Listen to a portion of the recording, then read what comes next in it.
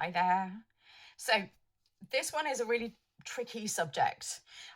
If you have experienced any kind of non-consensual assault, um, I'm trying to avoid the first kind of 30 seconds saying things that are a little bit touchy. Please watch with care. I don't want to upset anyone. I don't want to trigger anyone, but I do want to answer some of the really misogynistic and awful questions that have come up on the internet about the Jean Carroll trial. It's a civil case against Donald Trump. She alleges that he raped her in a changing room in New York in the 90s.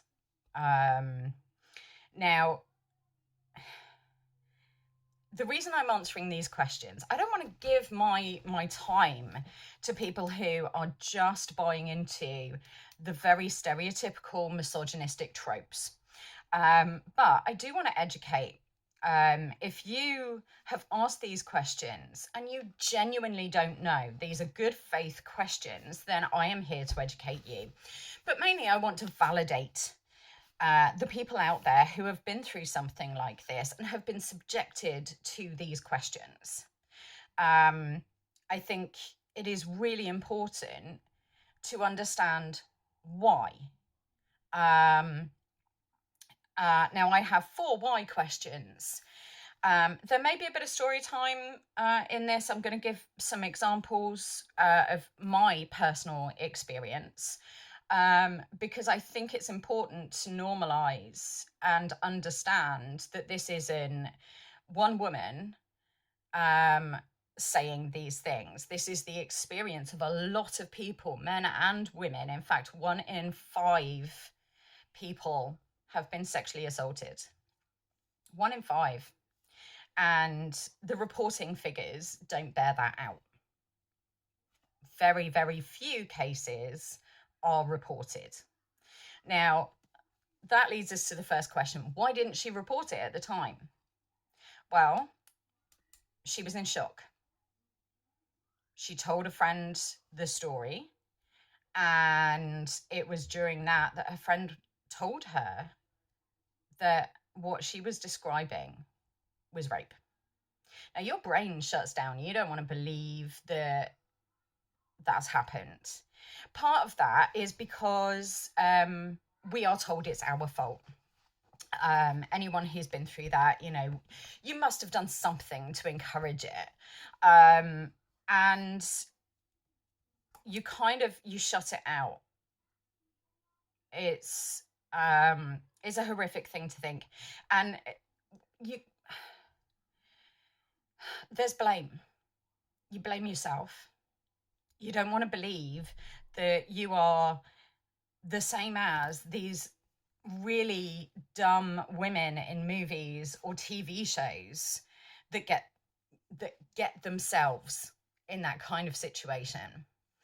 And again, this comes from the patriarchy telling us that it's women's fault or it's the victim's fault. And, boys will be boys, or, you must have invited it, it's your fault, all the rest of it. Also, reporting is a double-edged sword. If you get a police officer who believes you, great. In the 90s, that was few and far between. I went to a friend to talk to them to get advice on how I could report the situation I was in. I was in an abusive relationship. And I was laughed at by a friend. I was told it was my fault because I was staying there. I had nowhere else to go. I had tried to get outside help. Friends didn't want to get involved. They didn't want to have to pick sides. I went to my mum and asked her, and she made me wait 2 weeks and then told me that she had spoken to my dad and they both agreed that I had made my bed and I should lie in it. That's why people don't report. That right there. Now, this is with, a guy that was a nobody, who had no power over pretty much anyone else, realistically. So E.G. and Carroll asking friends, and one of them saying, yes, you have to report this, and the other one saying, this is going to ruin your career. This guy has way more money than you. He is going to bury you, and he is going to ruin your career. Yeah. That's what she was facing. And that is to me, a genuine reason not to report, especially in the 90s. Donald Trump was powerful and had money. He was well known. This is no different from any other celebrity. You look at Bill Cosby, or, over here, Jimmy Savile, or Rolf Harris, or Gary Glitter, any number of celebrities that got away with this because of their power, their authority. To me, that makes complete sense as to why she wouldn't report. Another one, why can't she remember the date? Think back 30 years. Do you remember an argument you had with someone and the exact date? No? Imagine a traumatic event that isn't enshrined in history, like 9/11 or 7/7 or any of those. You think back to, I don't know, a time you broke your arm or your leg. Do you remember the exact date? Probably not. And it's no different for us. Now, I remember some of the dates that I have been assaulted, because they are at a time when something else was prominent, a birthday, an anniversary, a bank holiday, New Year's. But I don't remember the date of the first time I was assaulted.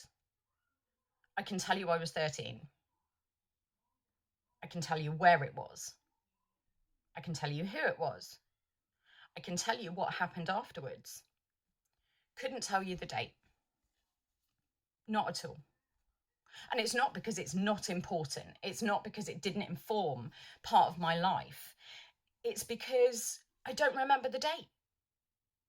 I can narrow it down from June to probably February the following year. It is some point in that. Couldn't tell you any more than that. I can tell you the details. Can't tell you the date. So does that mean I wasn't attacked? No. It means I can't remember the date. That's it. Doesn't mean it didn't happen. Why wait 30 years? Well, she hasn't waited 30 years. She spoke about it with a friend the same day. She spoke about it with other people and got advice. It was in her book. It informed her writing. At no point did she clam up and say nothing for 30 years and then suddenly come out with it. This trial has been coming up for a long time. Trump has been talking about it for a long time. He's been tweeting about it and trying to destroy her reputation and trying to intimidate her into not going ahead with a civil trial. So she didn't wait 30 years. You just don't like the fact that she didn't report it immediately to the police. And we've already been through that.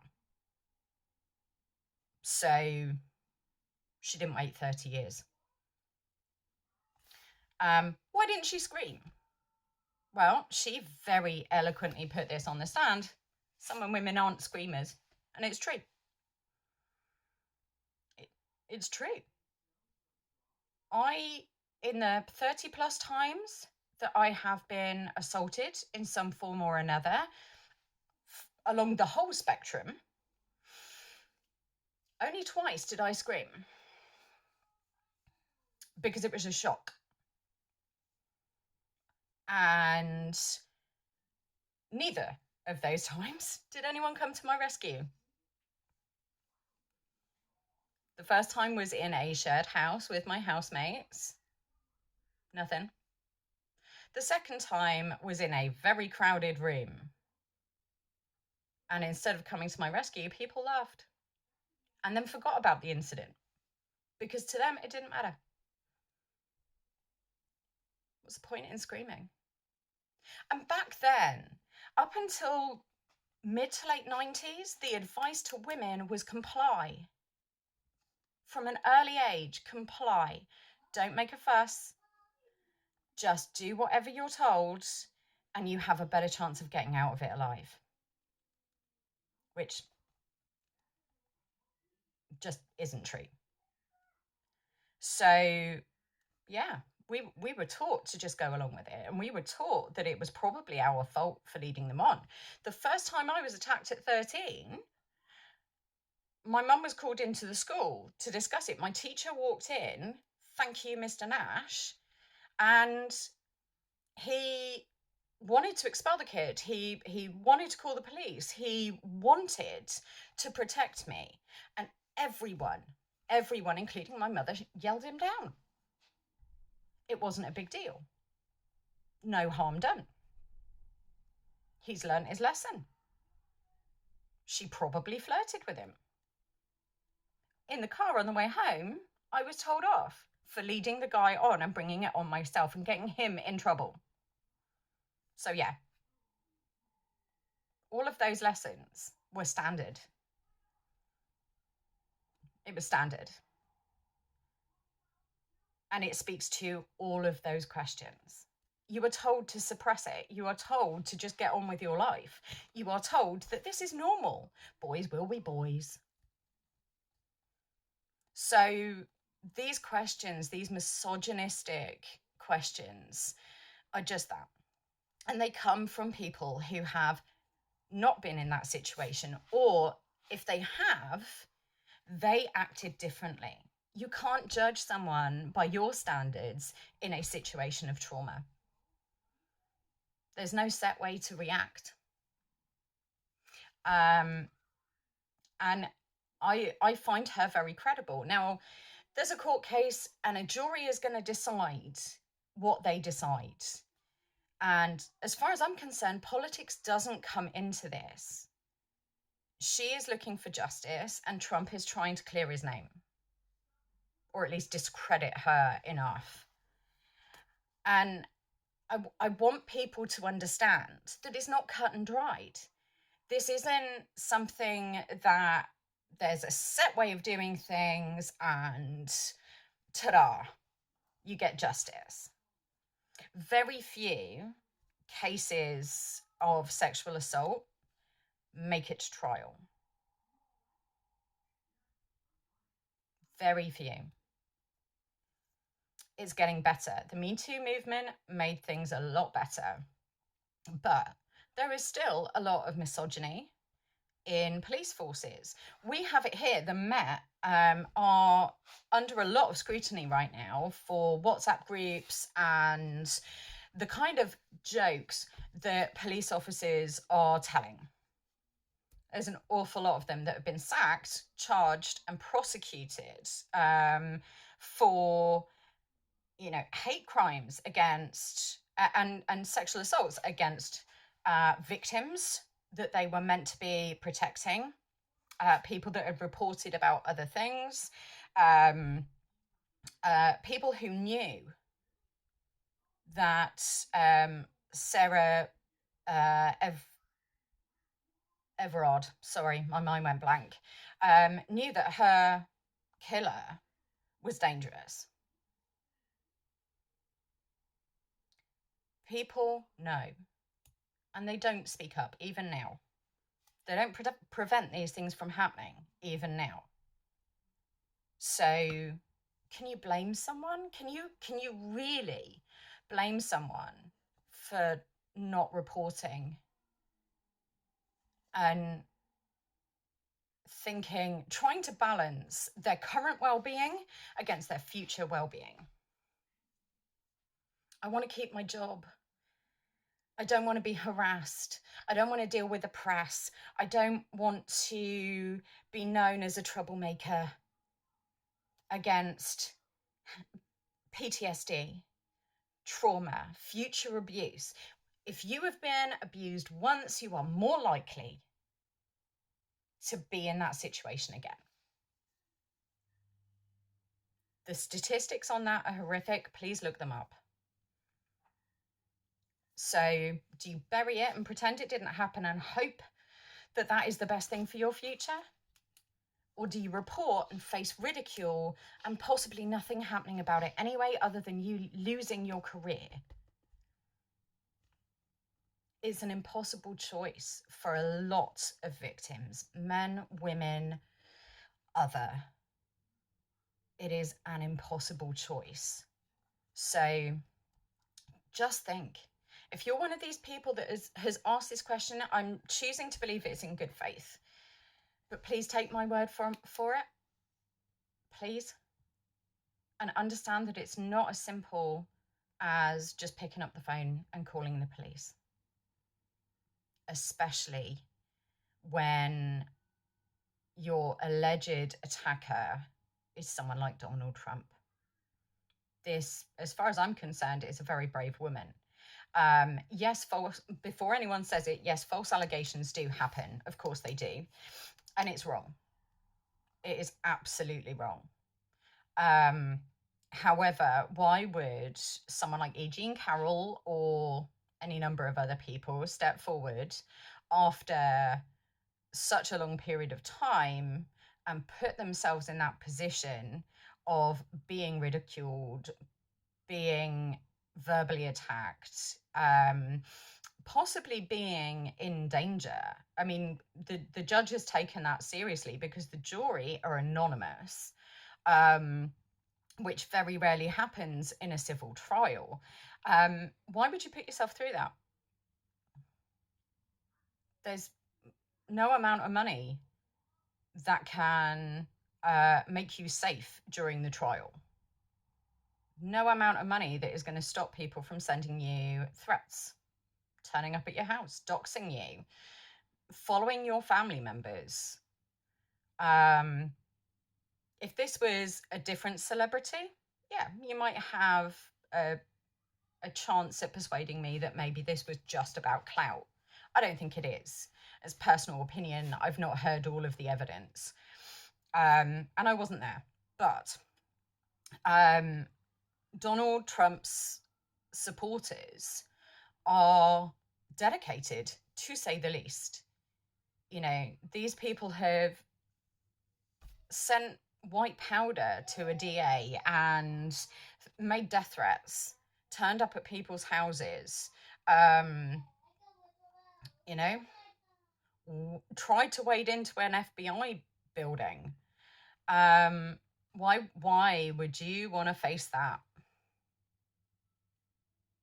If she was going after a different celebrity, maybe.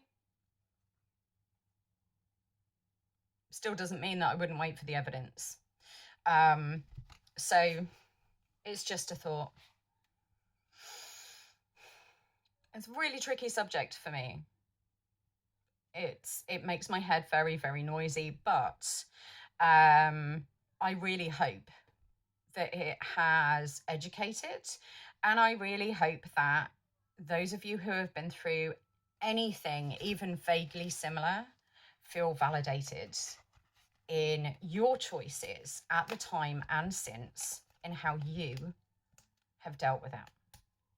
Anyway, thank you very much for being here. I hope, I'm sorry for the heavy subject on a Saturday morning, but I hope it has helped. If you are interested, there's some more videos. I'm going to have some pop-up videos up here about brave women who have stood up to Trump and Michael Cohen and his PTSD. But if you're interested in more subjects like this and other things, because I do a lot of mental health cheerleading, please hit subscribe and I will speak to you soon.